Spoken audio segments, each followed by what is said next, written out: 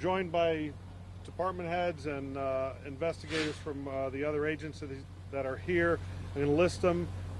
This is a New Haven Police Department operation into the investigation of explosives and explosives manufacturing by residents of the home here at 35 Westminster Street.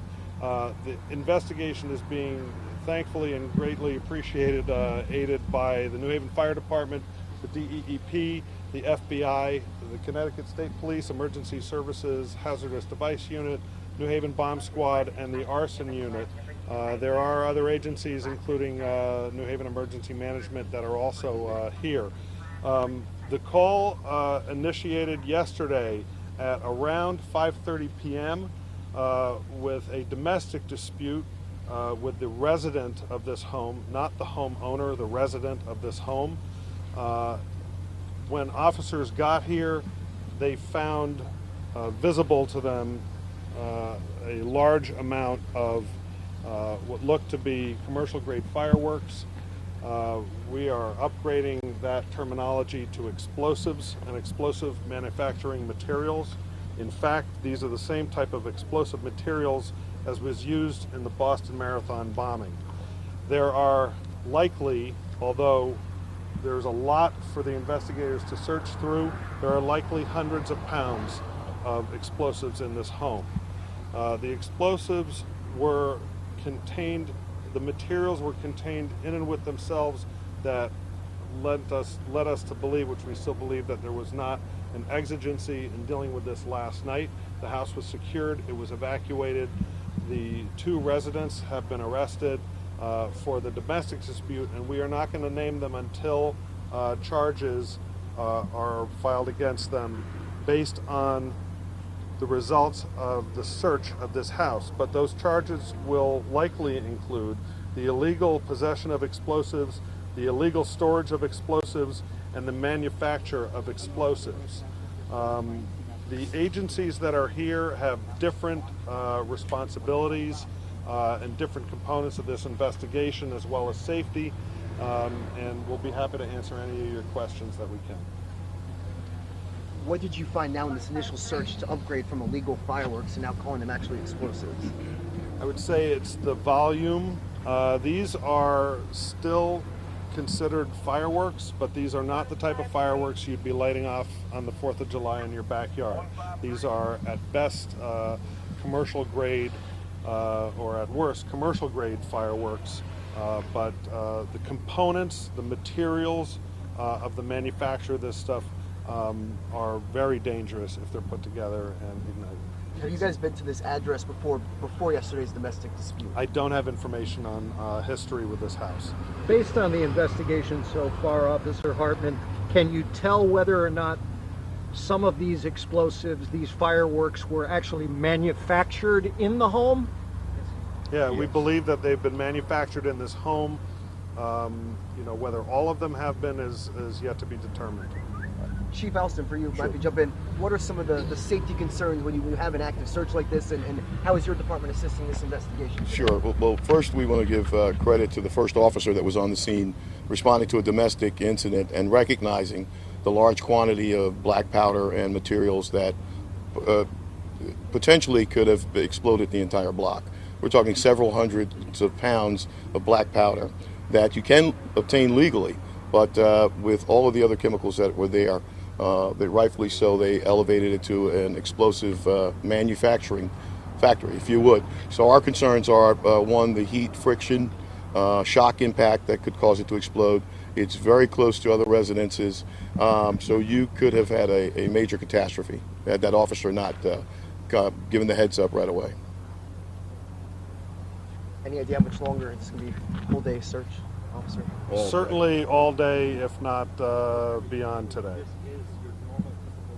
And you compared it to the Boston Marathon, similar. The materials that so far have been found inside this residence are the exact Black type of powder, materials. low ordnance, Right. low pressure yielding devices, but it hadn't been enhanced, but that's what they're testing now.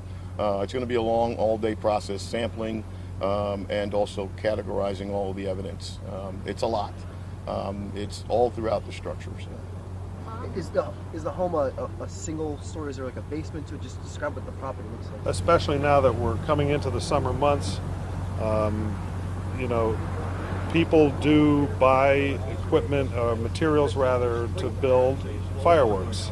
And it behooves neighbors to notify the authorities of any suspicious activity along those lines, because as the chief said, you know, who knows what could have happened had something gone wrong during the manufacture of these pyrotechnics and explosives.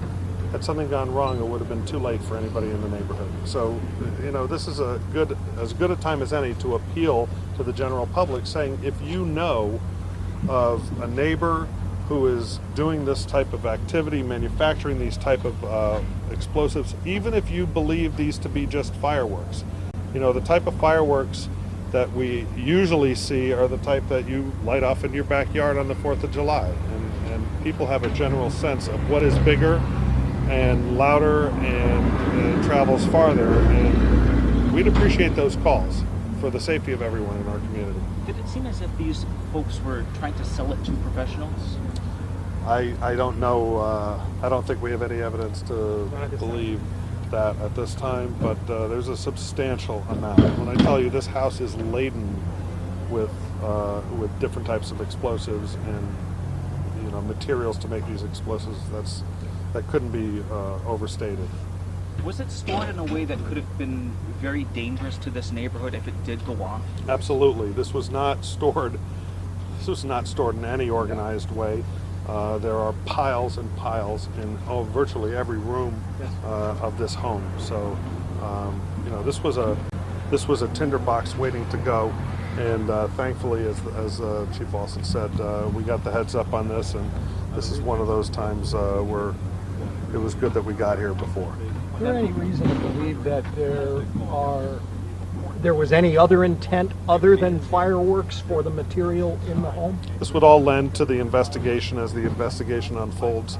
I think it would be nothing more than speculative to say anything, but at this point, no. So, Chief, is there an official name for this black powder that was found, or is there something more descriptive without compromising the investigation that you've been? Right now, the officers in back are doing presumptive testing of the energetic materials. We are saying that it is black powder. However, we want to get more definitive testing so we can confirm it. Can you say your name, what agency you're with? I'm sorry, Officer Jason Salgado with the New Haven Police Emergency Services Unit Bomb Squad. Thank you. And can we have you come in and just explain what DEEP's role is? Would that be okay? Thank you. Jeff Chandler, CHANDLER, Supervisor, Connecticut DEP Emergency Response Unit. Connecticut DEP is helping to support the event with screening the chemicals as they come out so that we can ensure the safety of the responders in the area. And additionally, we'll be working with the property owner to ensure that once all the gross material is picked up, that any residual that remains in the house is cleaned up and disposed of properly. Okay, very good. Thank you, Jeff. Appreciate it. One of the things that should be understood, and we'll make sure to update you as things unfold here, but we're at about the icing layer of the cake right now. I mean, there are piles and piles and piles of this material and explosive components that, you know, have to be sorted through. So we're at the top levels right now, and it's a lengthy, arduous task to continue to remove and remove and remove. So we are not really certain what we're seeing at face value, what we're seeing in front of our eyes is all that we'll find. But right now we're dealing with exactly what we told you about explosives. You know, when we hear Boston Marathon, we think pressure cookers, you know, kind of a thing. Is anything like that found in the home? Nothing as of yet. Okay. You know, I don't want to get into the word bomb. That's not what we're dealing with. We're dealing with commercial grade explosives. But as you know, that pressure cooker device used in Boston, or those devices, were manufactured likely similarly in a home somewhere. So, you know, it's not like you're going to Bombs R Us and buying a bomb, you know, and these things get manufactured, and that's one of the challenges that the investigators have to have in front of them, is to make those determinations. Officer Hartman, when you say piles and piles, do you mean literally there were piles, or they're in bags? Literally, if you opened the door to the basement, you couldn't even walk into the basement. It's piled up the stairwell. So were the So- conditions livable inside that house? Like, was this a place that they, lived in, or was this just a home where This they? was a lived-in home. I wouldn't live in these conditions, but yeah. This is a lived-in home, but every room, like I said, every room in this home, every bedroom, the kitchen, the living room, everything is just covered in explosive materials and manufacturing materials. Do you know how much this stuff might be worth, like on the black market? At this time, no. I don't think we could even estimate that at this point. Like I said, it's going to take hours, if not days, to go through this entire home. And everything has to be removed very slowly, methodically, and safely. That's why, we have experts from the fire department who are the safety experts on scene, and folks from the DEP.